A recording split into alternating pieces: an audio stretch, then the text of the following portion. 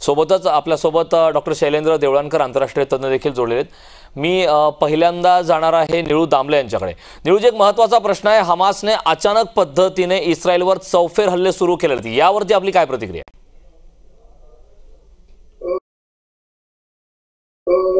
हे खरं अनपेक्षित होतं, कारण गेल्या काही दिवसांमध्ये कुठलीही प्रक्षोभक अशी घटना घडलेली नाही आणि अनपेक्षितता हेच या हल्ल्याचं वैशिष्ट्य मानायला पाहिजे। नक्कीच अनपेक्षित आहे, मात्र अचानक अशा चौफेर हल्ले केलेले आहेत, घुसखोरी केल्याचं प्रमाण खूप मोठ्या प्रमाणात आहे, त्यानंतर इतका मोठा संघर्ष पाहायला मिळतोय, याचे परिणाम नेमके काय होतील?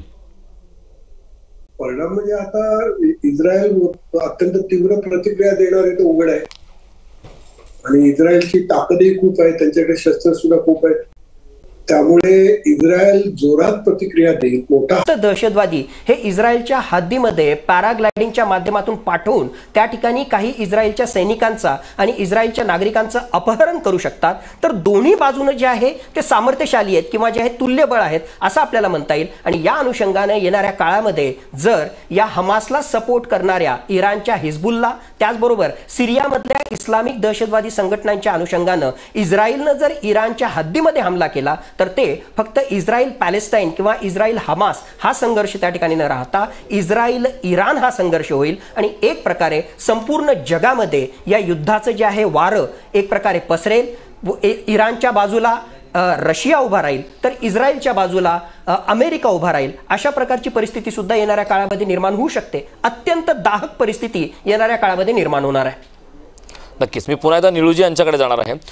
निळूजी, खरं तर एक महत्त्वाचा मुद्दा आहे की इस्रायल आणि पॅलेस्टाईनचा हा जो संघर्ष आहे हा का नवीन नाही, आता डॉक्टर सतीश सरांनी देखील त्याचा उल्लेख केला, हा अतिशय जुना असा संघर्ष आहे। मात्र या ठिकाणी इस्रायल हा देश नेहमीच युद्धाच्या तयारीत असतो, युद्धाच्या तयारीमध्ये नेहमी असतं असा देशाची त्या ओळख आहे। मात्र यावेळी त्यांची गुप्तचर यंत्रणा फेल झाली का अशी सर्वत्र चर्चा आहे, गुप्तचर यंत्रणेवरती सध्या बोट ठेवलं जात आहे, यावर आपण काय सांगाल? फेल गेली तर खरंच आहे, म्हणजे त्यांना हे कळलं कसं नाही कळत नाही, परंतु मागे यॉम किपूर वॉर ज्यावेळी झालं त्यावेळी सुद्धा असंच झालेलं होतं। त्यांचा सणाचा दिवस होता आणि सणाच्या दिवशी सगळे लोक आनंदात होते आणि त्यांना अपेक्षा नव्हती की या दिवशी नेमका हल्ला होईल। आज सुद्धा तिकडे काहीतरी सण आहे आणि त्याच्यामध्ये सगळी माणसं गुंतलेली असताना त्यांनी हा हल्ला केलाय आणि त्यामुळे हा नियोजन करून केलेला आहे, म्हणजे ते झोपलेले आहेत, आरामात आहेत, सुशेगात आहेत, तेव्हा हल्ला करायला हरकत नाही असं म्हणून त्यांनी हल्ला केलेला आहे। एक तर इस्रायल आणि पॅलेस्टाईन मधले जे बॉर्डर्स आहेत, म्हणजे वेस्ट बँक असेल, गाझा स्ट्रीप असेल, या एवढ्या मोठ्या आहेत की जर कोणी ठरवलं तर त्या माणसाला तुम्ही किती ठिकाणी अडवणार, जाणारे एंट्री पॉइंट इतके तिथे आहेत। त्यामुळे मला असं वाटतं की फेल गेला असेल, परंतु पुढे काय होत आहे ते ह्या क्षणी सांगता येत नाही। नक्कीच दामलेजी, खरं तर युक्रेन रशिया युद्ध अद्याप सुरू आहे, मागच्या प्रदीर्घ अशा कालावधीपासून तो युद्धाचा संघर्ष आहे, नाटो देश आहेत, याचे काही याच्याशी परिणाम किंवा संबंध असू शकतील का? नाही, त्याचा थेट संबंध असे दिसत नाही, परंतु एक नवीन युद्ध सुरू होणार आणि एक नवीन युद्ध सुरू होणं याचा अर्थ असा की जगाच्या अर्थव्यवस्थेवर याचा पुन्हा एकदा ताण पडणार। परंतु दुसऱ्या बाजूला युक्रेन रशिया यांच्यातलं जे युद्ध चालू आहे त्याच्याशी याची तुलना सुद्धा करता येण्यासारखी आहे। युक्रेनची ताकद रशिया समोर खूप कमी आहे, कमी खूप आणि त्यामुळे अनइक्वल वॉर आहे। जसं इकडे इस्रायलच्या पाठीमागे अमेरिका उभी आहे, पश्चिमी देश उभे आहेत, प्रचंड यंत्रसामुग्री त्यांच्याकडे, त्या मनाने हमास किंवा हे पॅलेस्टाईनवाले लोक अगदी दुर्बळ आहेत, त्यामुळे दुर्बळ विरुद्ध सशक्त माणूस अशी लढाई आहे, तीच युक्रेनमध्ये सुद्धा होती। फरक असा पडतो की युक्रेनच्या बाजूला हलके हलके अमेरिका, युरोप हे देश उभे राहिले आणि त्यामुळे आता वर्षभराच्या काळामध्ये रशियाला आता खूप विरोध होऊ लागलाय आणि त्याला ते जड जात आहे। इकडल्या बाबतीमध्ये अशी अडचण अशी आहे की पॅलेस्टीन किंवा अरब किंवा मुस्लिम यांची एकी नाही, म्हणजे आताच्या आधीच्या वक्त्यांनी सांगितलं जसं की इराणचा पाठिंबा याला दिसतो, पण सौदी अरेबिया, अमिराती, बहारीन हे सगळे जे देश आहेत या देशांनी इस्रायलशी जुळवून घ्यायचं ठरवलंय। म्हणजे मुळामध्ये मुस्लिम जगामध्ये जी फूट आहे शिया सुन्नी, ती फूट इथे पॅलेस्टीनच्या विरोधामध्ये जाते। त्यामुळे होते गंमत अशी की सगळे लोक पॅलेस्टीनला उचकवून देतात, लढ म्हणून सांगतात, पण कोणी पॅलेस्टाईनला पैसे बिसे काही ओतत नाही. अफगाणिस्तानमध्ये तुम्ही पाहिलं, अफगाणिस्तानमध्ये लढाई सुरू झाली त्यावेळी सौदी अरेबियाने शेवटी एवढ्या प्रमाणावर पैसे ओतले, अमेरिकेने एवढी शस्त्र ओतली की शेवटी रशियाचा पराभव झाला. तेव्हा पॅलेस्टाईनच्या बाजूने समजा जे कोणी लोक उभे आहेत ते उघडपणे किती मदत करतात. आतापर्यंत जी वाटणी झालेली आहे किंवा ज्याला कूटनीती म्हणतात इस्रायलची आणि अमेरिकेची, की त्यांनी पॅलेस्टाईनच्या बाजूला असणाऱ्या लोकांच्या मध्ये फूट पाडली आणि ती फूट पाडलेली असल्या कारणाने अरब लोक मोठ्या प्रमाणावर त्यांच्या पाठी उभे राहायला तयार नाही. ही फूट पाडण्याचं पूर्वीपासून सुरू झालेलं आहे. म्हणजे ज्या क्षणी पहिलं ऑस्लो करार झाला आणि इजिप्त हे दूर झाल्या लढाईतून, तिथूनच सगळं कळलेलं होतं. त्यामुळे युक्रेनमध्ये चाललंय त्याचीच एक प्रकारची पुनरावृत्ती होऊ शकते जर अरब देश किंवा मुसलमान देश पॅलेस्टाईनच्या पाठी उभे राहिले तर. ते जर उभे राहिले नाही तर मला असं वाटतं की एक छोटंसं युद्ध होईल आणि त्याच्याकडे इस्रायल याला पिटून काढेल. नक्कीच. मी पुन्हा एकदा सतीशजी यांच्याकडे जाणार आहे. सतीशजी, खरं तर 2005च्या गाझा भागातील सैन्यांनी जी माघार घेतली होती त्या घटनेनंतर हे प्रकरण कुठेतरी शांत होईल असं वाटलं होतं. मात्र तिथले पॅलेस्टाईनी आणि दहशतवादी लोक हे यांचं इस्रायलचं अस्तित्व मान्य करायला तयार नाहीत. यावरती आपली काय प्रतिक्रिया?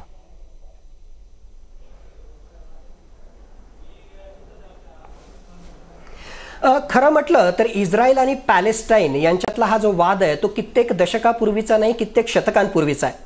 पण मागच्या काही काळातल्या घटना पाहता एक कुठेतरी जे आहे मी म्हणेल का एक सोल्युशन, एक टू नेशन थेअरीचा जो फॉर्म्युला आहे तो त्या ठिकाणी ॲप्लाय होतो की काय आणि इस्रायल आणि पॅलेस्टाईनमधला संघर्ष थांबतो की काय, अशा प्रकारची परिस्थिती निर्माण झाली होती. त्यासाठी एक महत्त्वाची घटना म्हणजे अमेरिकेचं आणि अरब राष्ट्रांचं सख्य नाही हे आपल्याला माहीत आहे, पण मागच्या काही काळामध्ये अमेरिकेचं अरब राष्ट्रांशी जे आहे सख्य त्या ठिकाणी वाढतंय.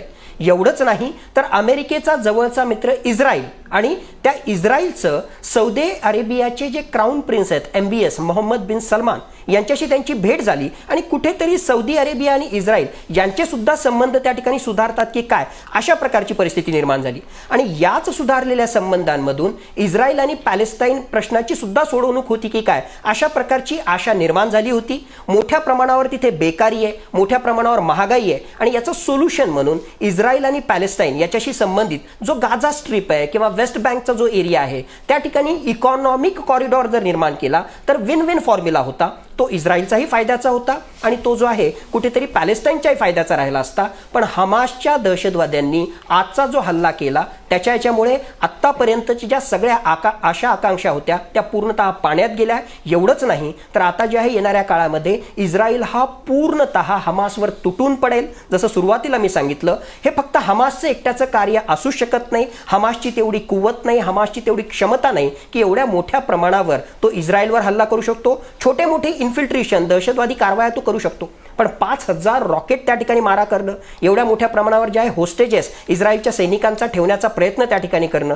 मला वाटतं नक्कीच यामध्ये जे आहे इस्रायलच्या हिजबुल्ला, इराणचा सपोर्ट असणाऱ्या हिजबुल्ला किंवा सिरियामधल्या काही महत्त्वाच्या इस्लामिक दहशतवादी संघटनांचा सुद्धा हात असू शकतो. आणि जर असं असेल तर हा संघर्ष हा जो आहे येणाऱ्या काळामध्ये खूप चिघळणार आहे आणि यामध्ये अल्टिमेटली नुकसान हे इस्रायलचं आणि त्याहून महत्त्वाचं पॅलेस्टाईनमधल्या निष्पाप जनतेचं होणार आहे. नक्कीच. मी दामलेजी यांच्याकडे जाणार आहे. दामलेजी, खरं तर इस्रायल आणि पॅलेस्टाईनचा हा संघर्ष जुना आहे. हा संघर्ष संपावा असं संपूर्ण जगाला वाटतं, संपूर्ण जगाची इच्छा आहे. काही जागतिक नेते देखील त्यावरती आपले मत व्यक्त करत असतात. हे संपूर्ण संघर्ष थांबावं यासाठी नेमकं काय करता येईल? दामलेजी, आपला यावरचा अभ्यास देखील मोठा आहे. यावरती नेमक्या काय काय उपाययोजना करता येऊ शकतात? सुरुवातीला आधीच्या वक्त्यांनी जे सांगितलं त्यानुसार टू नेशन हा पर्याय, म्हणजे पॅलेस्टीनला त्यांचा देश करू द्या, इस्रायलला इस्रायलचा देश आहे हे पॅलेस्टीनने मान्य करावं आणि दोन देशांनी सुखाने नांदावं असा तो मूळ फॉर्म्युला आहे. परंतु हा फॉर्म्युला काही अजूनपर्यंत अनेक कारणांमुळे प्रत्यक्षात अस्तित्वात आलेला नाही. आता गंमत अशी आहे की ह्या दोन देशांनी एकत्र नांदायचं असेल तर दोन्ही देशांना स्वतःचं आर्थिक हित पाहायला पाहिजे. आधीचे वक्ते म्हणाले तसं सौदी अरेबिया, बहारीन किंवा हे सगळे जे देश आहेत जे इस्रायल किंवा अमेरिकेशी जुळवून घेत आहेत ते स्वतःचं आर्थिक हित सांभाळण्याच्या दृष्टीने करत आहेत. सतत इस्रायलची मारामारी करून आपलंही नुकसान होतं. शेवटी आपली शस्त्र तिकडे जातात, माणसं मरतात. तेव्हा आपण जर सलोखा केला तर आपल्या हिताचं होईल असा विचार करून ते त्यांच्याबरोबर जुळवून घ्यायच्या प्रयत्नात, जो प्रयत्न इजिप्तने सुद्धा काही काळापूर्वी केला होता.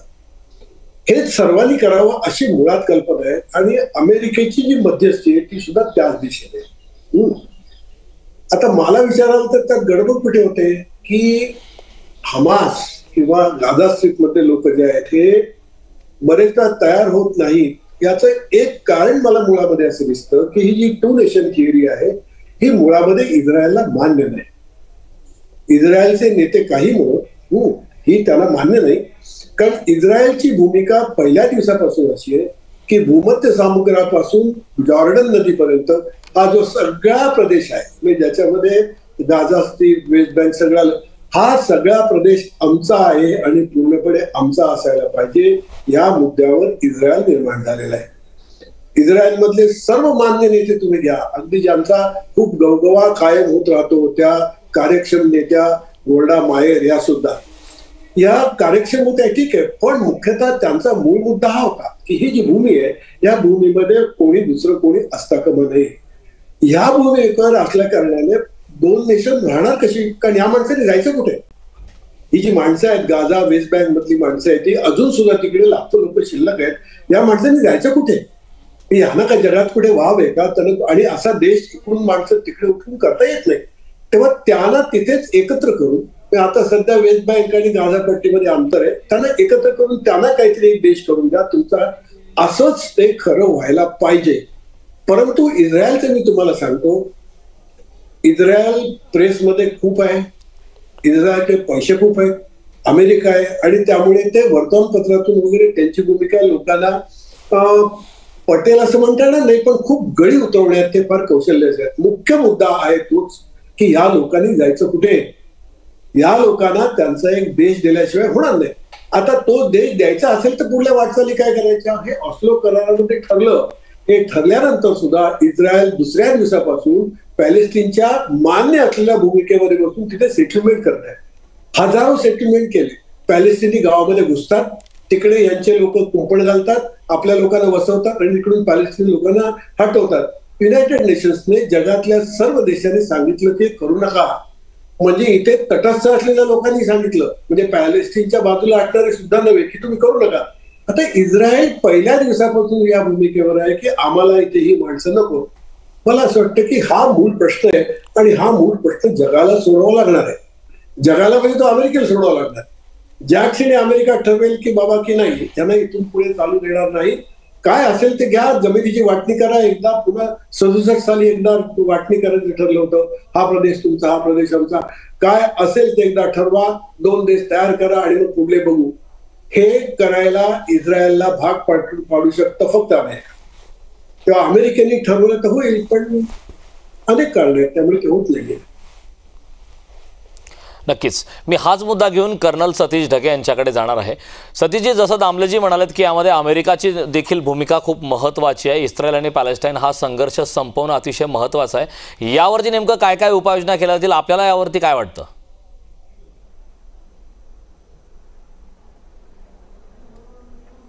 नक्कीच, म्हणजे निळू दामलेजींनी आत्ता जसं विश्लेषण त्या ठिकाणी केलं आणि ओव्हरऑल त्यांचा जो एक कल होता की बाबा इस्रायल जो आहे तो अडेल तट्टू भूमिका घेतोय आणि म्हणून इस्रायल आणि पॅलेस्टाईन संघर्ष जो आहे तो एक प्रकारे जे आहे निवळण्याची चिन्ह कमी आहे, हे काही अंशी खरं आहे. पण दुसरी एक महत्त्वाची गोष्ट लक्षात घ्या, आत्ताचा हा सगळा जो हल्ला होता तर तो सिनियर हमासचे जे कमांडर आहेत त्यांनी या हल्ल्याला किंवा या ऑपरेशनला जे नाव दिलं त्या नाव त्या ठिकाणी होतं ऑपरेशन अल अक्सा स्टॉर्म.